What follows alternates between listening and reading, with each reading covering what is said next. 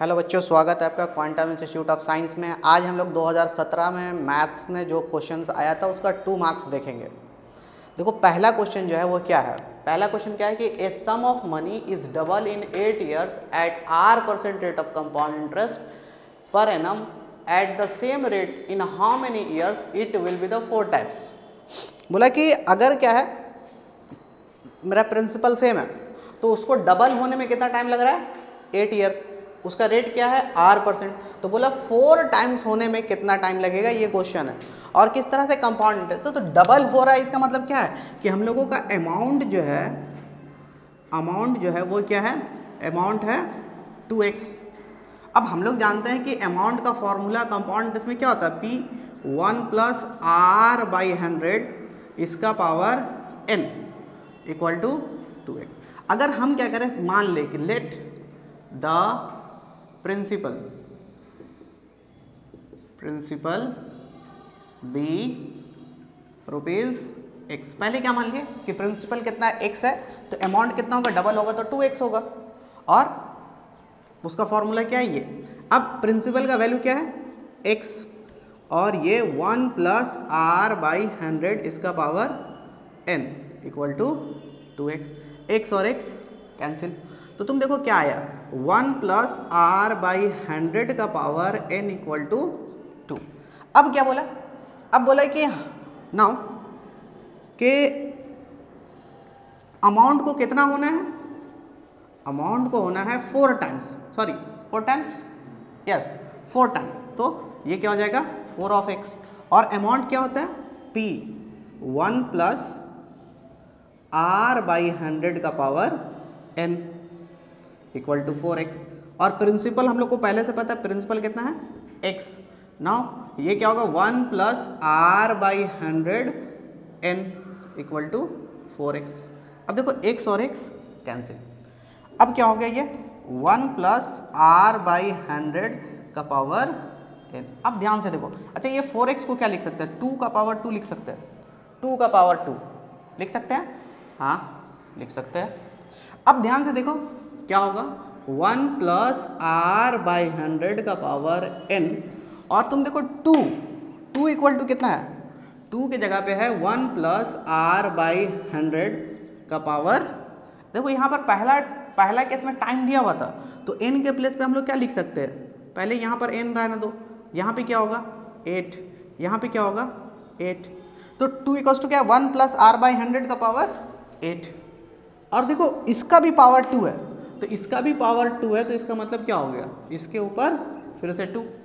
अब ध्यान से देखो, अब ये क्या होगा, 1 + R/100 इसका पावर n।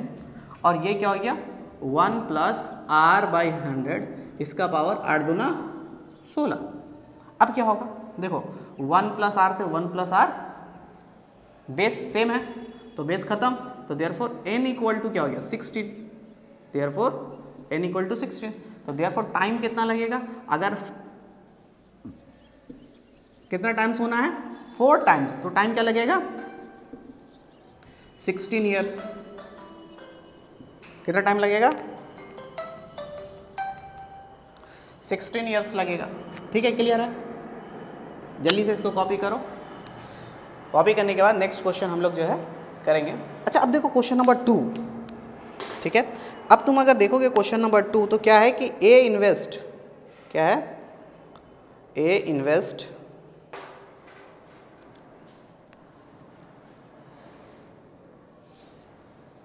इसको मिटा देते क्वेश्चन नंबर 1। तुम लोग पॉज करके इसको लिखो, तब तक हम जो है क्वेश्चन नंबर 2 लिखते हैं, ठीक है। अब देखो क्वेश्चन नंबर 2 जो है वो क्या है, क्वेश्चन नंबर 2 क्या है वो देखो, क्वेश्चन नंबर 2 देखो क्या है, क्वेश्चन नंबर 2 क्या लिखा हुआ है कि a invest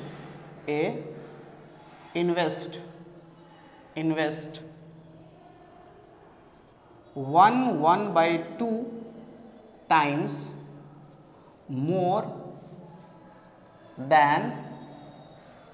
more than the invested in a business, in a business. Now अब तुम ध्यान से देखो, at the end of the year, at the end, at the end, ये 4 का 2 है ना, at the end of the year, of the year, be receive, B R E C E I V, receive, be receive rupees 1500 as profit, as profit.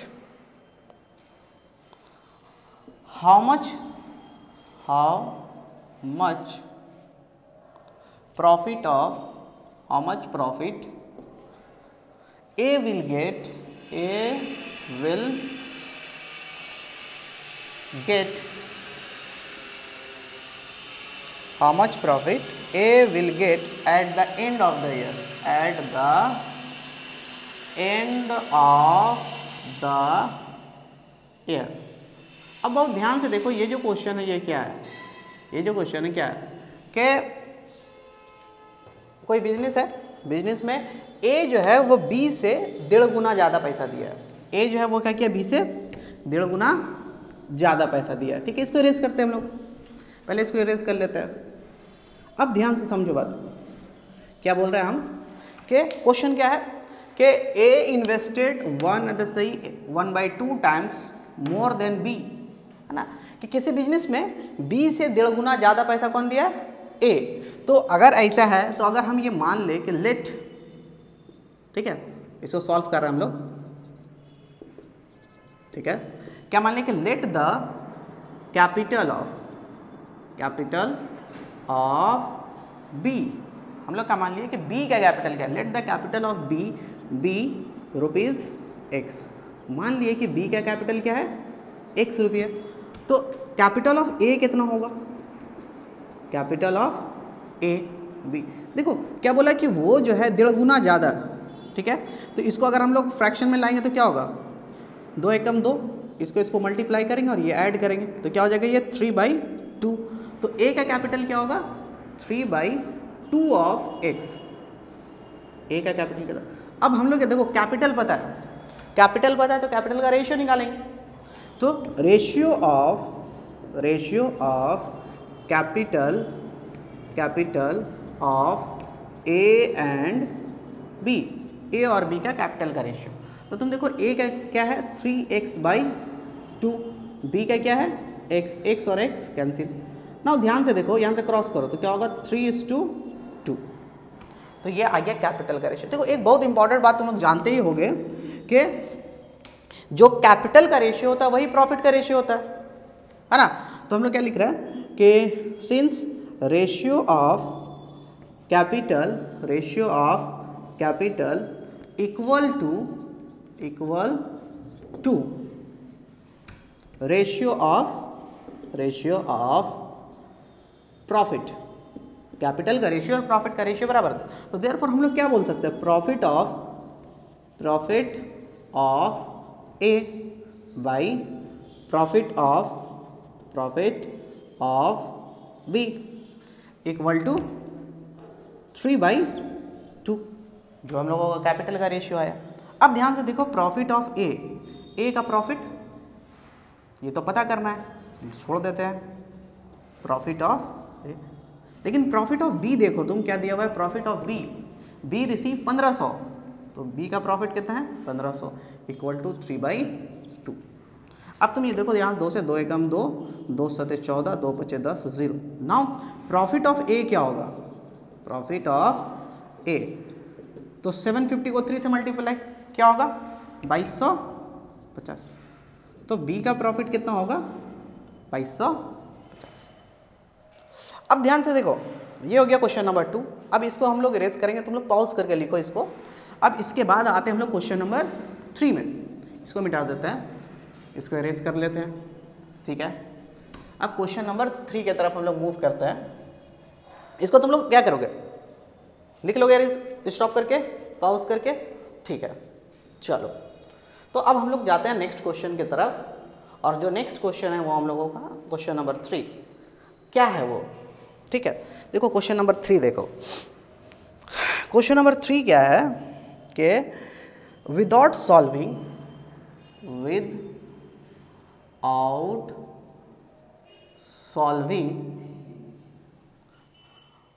ये क्या है question number 4 का 3, ठीक है। क्या है क्वेश्चन कि without solving find the value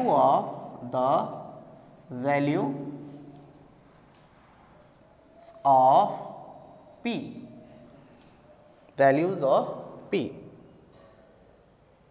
for which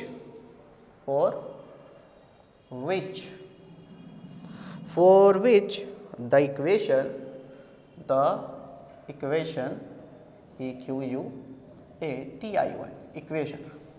equation x square plus p minus 3 x plus p equal to 0 has real and equal root, ये क्वेश्चन है। अभी तुम लोग बहुत ध्यान से देखो, जो बात बता रहे तुम लोगों को कि ये जो क्वेश्चन दिया हुआ है, ये क्या क्वेश्चन है 4 का 3 कि without solving find the values of p for which the equation, कौन सा equation, X square plus p minus 3 of x plus p equal to 0 has real and equal root. देखो हम लोग यहाँ इस क्वेश्चन से क्या समझ में आ रहा है, क्वेश्चन देखो यहाँ पर ना, इसका सॉल्यूशन अगर हम लोग देखें क्या होगा, इक्वेशन क्या है X square plus p minus 3 of x plus p equal to 0। देखो ध्यान से समझो क्वेश्चन में क्या बोला, इसका रूट्स कैसा है, रियल एंड इक्वल, ठीक है। देखो ये क्या है, ये क्वाड्रेटिक इक्वेशन है, X square plus P X plus P equals to 0, ये क्वाड्रेटिक इक्वेशन है, इसका रूट्स कैसा है, रियल एंड इक्वल। तो हम लोग क्या जानते हैं कि सिंस अगर रूट्स क्या है, रूट्स जो है वो क्या है, रियल है एंड इक्वल है, क्या है, रियल और इक्वल। तो इसका मतलब क्या, इसका मतलब है कि ये जो वी स्क्वायर माइनस 4ac जो होता है डिस्क्रिमिनेंट का वैल्यू क्या होगा 0।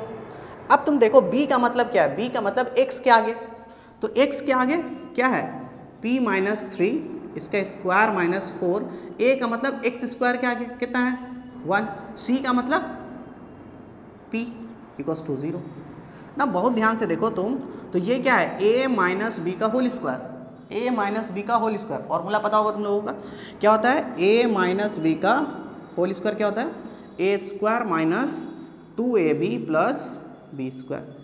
अगर हम इसको क्या करें, इस फॉर्मूला में ब्रेक करें, इस वाले को इस फॉर्मूला में ब्रेक करें, तो क्या है a square minus 2ab plus B square तो 3 का स्क्वायर माइनस 4, 1 को मल्टीप्लाई करेंगे तो 1, p से मल्टीप्लाई करेंगे तो 4p इक्वल टू 0। नाउ अब देखो क्या होगा, p स्क्वायर माइनस 3 टू ज़ा 6p, 3 का square 9 minus 4p equal to 0। अब ध्यान से देखो ये हो गया p स्क्वायर माइनस 6 और माइनस 4 क्या होगा minus 10p plus 9 equal to 0। अब देखो ये क्या आ गया, फिर से ये आ गया मिडिल टर्म फैक्टर, जहाँ पर 9 को ऐड करके कितना लाना है 10, 9 को जोड़ के 10 लाना है, तो क्या होगा 9 एकम 9, तो p स्क्वायर और ये 9 plus 1p plus 9 equal to 0। अब क्या होगा p स्क्वायर 9 को p से मल्टीप्लाई करो 9p, 1 को p से करेंगे तो देखो ये माइनस और ये प्लस, ये क्या होगा माइनस, तो 1 को p से करेंगे तो सिर्फ p प्लस 9 इक्वल टू 0। अब क्या होगा देखो यहाँ p दोनों जगह p है, यहाँ भी p है और ये, तो p कॉमन लो, क्या बचेगा 1p और ये 9, इस दोनों में से कुछ भी कॉमन नहीं है, तो कॉमन नहीं है तो माइनस 1 कॉमन लिए, क्या बचेगा p माइनस 9 इक्वल टू 0। अब देखो ध्यान से p माइनस 9 यहाँ है और p माइनस 9 यहाँ है, तो p माइनस 9 ले लिए कॉमन, क्या बचेगा p माइनस 1 इक्वल टू 0। अब यहाँ से अगर हम लोग क्या करें, इसको आइदर और कर ले तो देयरफॉर अब अगर यहाँ से आइदर करें तो आइदर क्या होगा p माइनस 9 इक्वल टू 0, तो p इक्वल टू 9। फिर करेंगे और, तो और करेंगे तो क्या होगा p माइनस 1 इक्वल टू 0, तो p इक्वल टू 1। ठीक है, तो देयरफॉर p का वैल्यू क्या आ गया, p का वैल्यू आया 9 एंड 1। p का वैल्यू क्या आ गया 9 एंड 1। अब देखो इसके बाद क्वेश्चन नंबर 4 हम लोग देखेंगे। ठीक है, तो इसको तुम लोग पॉज करके लिखोगे। ठीक है, अब क्वेश्चन नंबर 4 देखेंगे। हाँ, तो 4 का 4। ठीक है, क्वेश्चन नंबर 4 का 4 देखो, इसको पॉज करके तुम लोग लिख लोगे। ठीक है, सब दिख रहा है क्लियर। ठीक है, अब आ जाओ क्वेश्चन नंबर 4 का 4। Question number 4,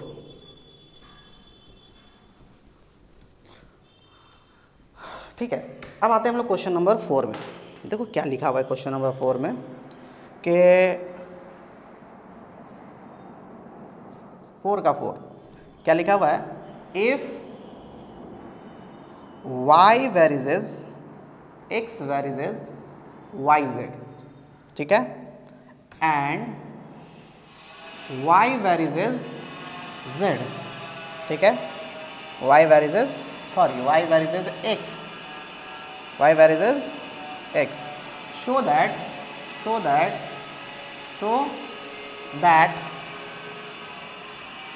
z is a non-zero constant, z is non-zero constant। देखो ये क्वेश्चन नंबर 4 है। अब अगर तुम क्वेश्चन नंबर 4 ध्यान से अगर तुम देखोगे तो तुम देख पाओगे क्या लिखा हुआ है कि if x varies yz and y varies x, show that z is a non zero constant. अब देखो बहुत आसानी से इसको हम लोग सॉल्व करेंगे, है ना। इसको पहले थोड़ा सा रेस कर लेते हैं। ठीक है, क्वेश्चन नंबर कितना नंबर की बात कर रहे हैं बाबू हम लोग, क्वेश्चन नंबर 4 का 4। ना देखो इसको और इसको अगर हम देखें तो यहाँ से x वेरिएशन का साइन हटाते तो क्या करते हैं, कांस्टेंट देते हैं, तो ये क्या k y z। फिर यहाँ पर देखो एंड दे के लिख रहा है, यहाँ से वेरिएशन का साइन हटा देंगे तो l x, यहाँ पे हम लोग लिख देंगे। ठीक है, क्या लिखेंगे कि where k and l are non zero variation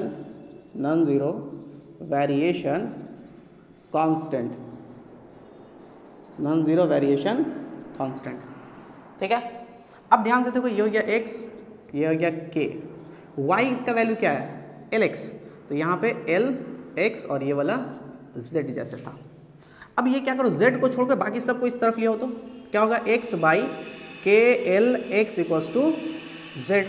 ये x ऊपर और x नीचे, खत्म। क्या आया 1 by K L equals to z। तो इसका मतलब देखो z इक्वल्स टू क्या आ रहा है, k और l क्या है, नॉन जीरो वेरिएशन कांस्टेंट। तो इसका मतलब है देयरफॉर z इक्वल टू क्या है, नॉन जीरो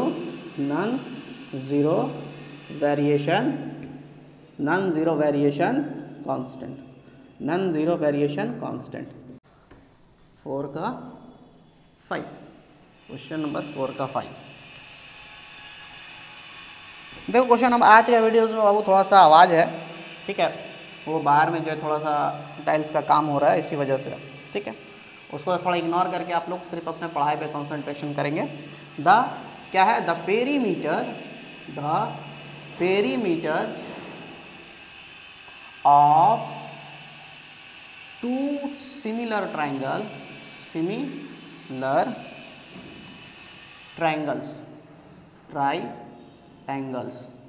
ठीक है, आर 20 सेंटीमीटर एंड 60 सेंटीमीटर। ठीक है, दो सिमिलर ट्राइंगल है, उसका पेरीमीटर क्या है, इतना रिस्पेक्टिवली, रिस्पेक्टिवली। अब देखो क्या है कि if the length of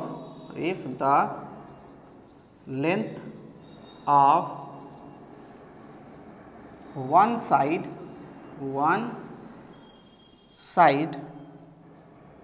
of the first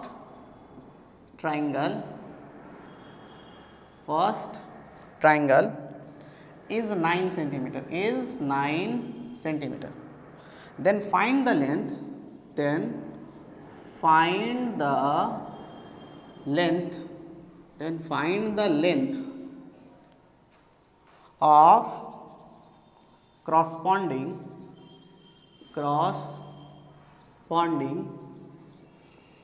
side of second triangle. देखो इसका हम लोग जो है एक रिजल्ट जानते हैं। देखो ये हो गया हम लोगों का क्वेश्चन, क्या क्वेश्चन क्या है, 4 का 5, ठीक है। देखो इसका एक रिजल्ट हम लोग जानते हैं, है ना, बहुत फेमस है, तुम लोग ज्योमेट्री में पढ़े भी होगे कि अगर दो ट्राइंगल क्या है सिमिलर है तो उसका पेरीमीटर का रेशियो, है ना, पेरीमीटर, देखो सॉल्यूशन कर रहे हैं हम लोग, पेरीमीटर ऑफ, ठीक है, first triangle by perimeter of second triangle equal to, ठीक है, length of one side of first triangle by length of one side या लेंथ ऑफ corresponding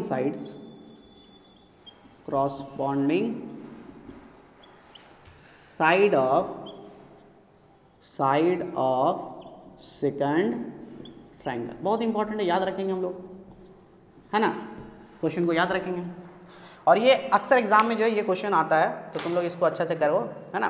क्या है कि पेरीमीटर ऑफ फर्स्ट ट्राइंगल, ये फॉर्मूला तुमको याद होना चाहिए, ठीक है। जब भी इस तरह का क्वेश्चन दे कि दो ट्राइंगल ये है, वो ट्राइंगल किस तरह का सिमिलर है और दो का पेरीमीटर दिया हुआ है, एक साइड दिया हुआ है, दूसरा ट्राइंगल का साइड तुमसे पूछ रहा है, तो हम लोग जस्ट इस फॉर्मूला को याद रखेंगे और सिर्फ वैल्यू को पुट करेंगे। देखो पेरीमीटर ऑफ फर्स्ट ट्राइंगल क्या है 20, पेरीमीटर ऑफ सेकंड ट्राइंगल क्या है 16, लेंथ ऑफ फर्स्ट साइड, पहला वाला साइड, पहला ट्राइंगल का जो साइड दिया हुआ है, और सेकंड वाला को अगर हम x मान ले, ठीक है, कि अब देखो ध्यान से, तुम चाहो तो ये जो x माने हो यहीं पे लिख दो, x सेज, है ना, मान लिया हम लोग।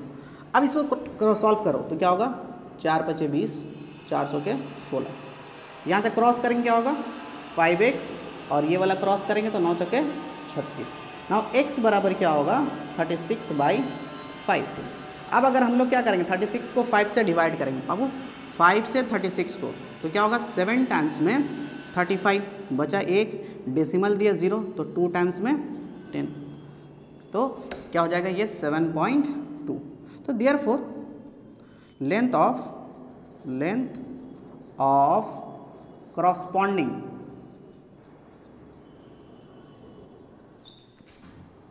side of second triangle equal to 7.2 centimetre, ठीक है। देखो ये जो है क्वेश्चन नंबर 4 का 5 नंबर क्वेश्चन तक हम लोग आज सॉल्व किए। नेक्स्ट क्लास में आई थॉट डिस्टर्बेंस ज़्यादा इसी वजह से नेक्स्ट क्लास में हम लोग इसको कंप्लीट करने का कोशिश करेंगे, ठीक है, या नेक्स्ट जो लेक्चर होगा उसमें कंप्लीट करने का कोशिश करेंगे।